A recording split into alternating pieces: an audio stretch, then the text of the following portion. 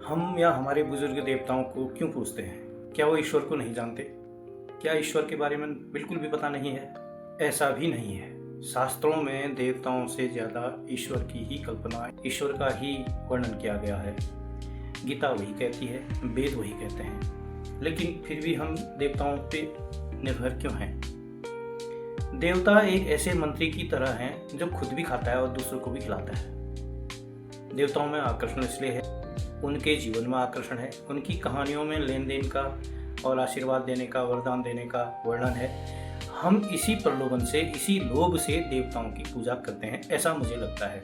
क्योंकि कोई भी मनुष्य, कोई भी आदमी या मेरे समाज का कोई भी व्यक्ति ऐसा नहीं होगा कि मैं देवत्व को प्राप्त हो जाऊं इसलिए पूजा कर रहा हो। नहीं, वो हर व्यक्ति के मन में यही रहता है कि हे देवता, मेरे घर में धन धान्य दे दे, मुझे स्वस्थ शरीर दे दे, मुझे अच्छी बहू दे दे और मेरा बेटा लायक हो जाए, मेरा जीवन सुखी हो जाए, मेरा नाती नतीने हो जाए, सभी संपन्न हो जाएं। इसके अलावा कोई वर नहीं होता। जीवन खत्म हो जाता है, दूसरा जीवन आता है, उसे फिर वही सिखाया जाता है, फिर वही प्रार्थनाएं, फिर वही वरदान और उसी के लिए पूजा। ऐसे हमारे करते करते हजारों जन्म हो जाते हैं। हम एक ही क्षेत्र में भी कई बार जन्म लेते होंगे और एक ही देवताओं को कई बार पूजते पूजते चले जाते होंगे। कारण प्रलोभन ही है।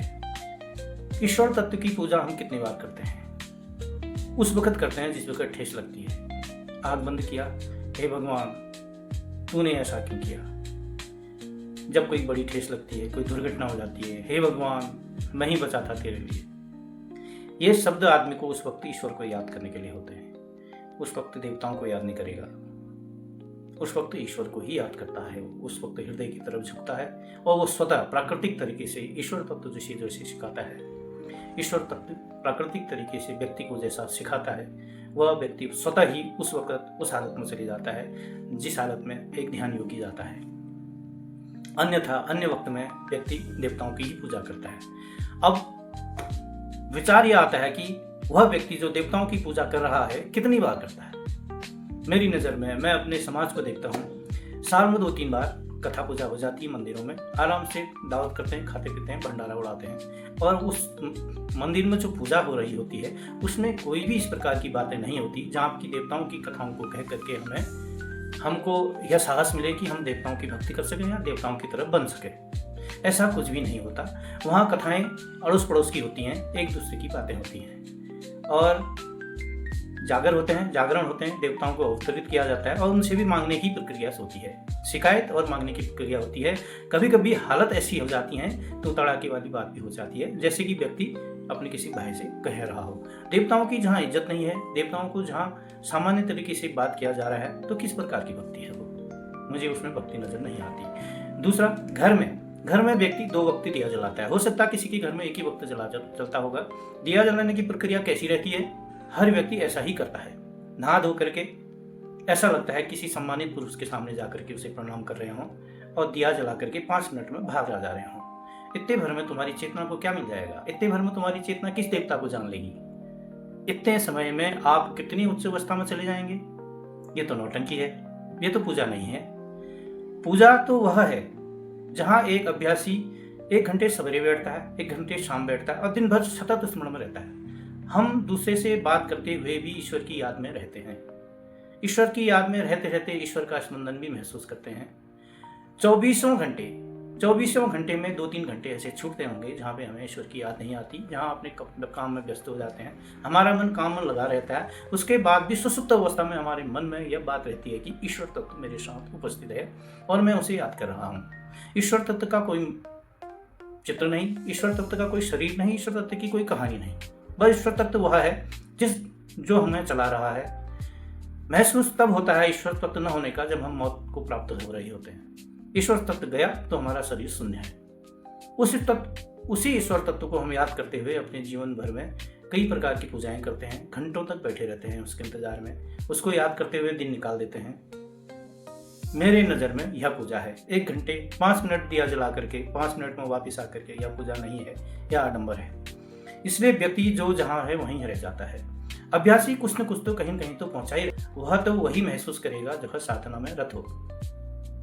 सुंदर मंदिर बना करके, सुंदर कपड़े पहन करके, बहुत सारे फूल ले जा करके 15 मिनट की पूजा पाठ करके, पंडित को दक्षिणा दे करके और ईश्वर का वरदान लेने की आशा लेकर के अगर आप 15 मिनट में मंदिर से बाहर निकल आ रहे हैं तो आपको कुछ नहीं मिलेगा। देवताओं की पूजा करना गलत नहीं है, देवताओं की पूजा करना गलत बिल्कुल नहीं है। ईश्वर तत्व से वह भी जुड़े हैं, ईश्वर तत्व से हम भी जुड़े हैं, उनमें शक्तियां हैं, ये बात सही है। जिस प्रकार से एक सिद्ध पुरुष में शक्तियां होती हैं उस प्रकार से देवताओं में भी शक्तियां हैं। देवता ईश्वर नहीं है, देवता भी योनि में है। देवत्व एक योनि है, उसका भी समय होता है, उसकी भी उम्र होती है, लेकिन हम उसकी पूजा कर सकते हैं। लेकिन पूजा करने में 15 मिनट क्यों? केवल एक बार दिया जला करके क्या हुआ प्रसन्न हो जाता है? यदि कोई एक बार दिया जला करके वापस आ रहा है लेकिन वह सतत स्मरण में हो, सतत स्मरण मतलब लगातार उसकी ही याद में हो, वह सही है, वह साधना का उच्चतम स्तर है। इसलिए साधना की सही विधि रखनी चाहिए। हम ईश्वर की पूजा करें या देवताओं की पूजा करें, विधि यही है कि उसको 1 घंटा दें, 2 घंटा दें, हमारी चेतना, हमारा मन, हमारी बुद्धि सुषुप्त अवस्था में जाकर के उसको याद करती रहे। अगर हम दिन भर के कार्य प्रणाली को याद करते हुए उसके सामने खड़े हैं तो हमारी चेतना ईश्वर तक, देवताओं तक नहीं पहुंच सकती। देवताओं तक पहुंचने के लिए भी हमें ध्यान ही करना पड़ेगा। ध्यान ही एक ऐसा माध्यम है जो तुरंत ईश्वर या देवताओं तक हम पहुंच सकते हैं और उनकी कृपा पा सकते हैं। और पूजा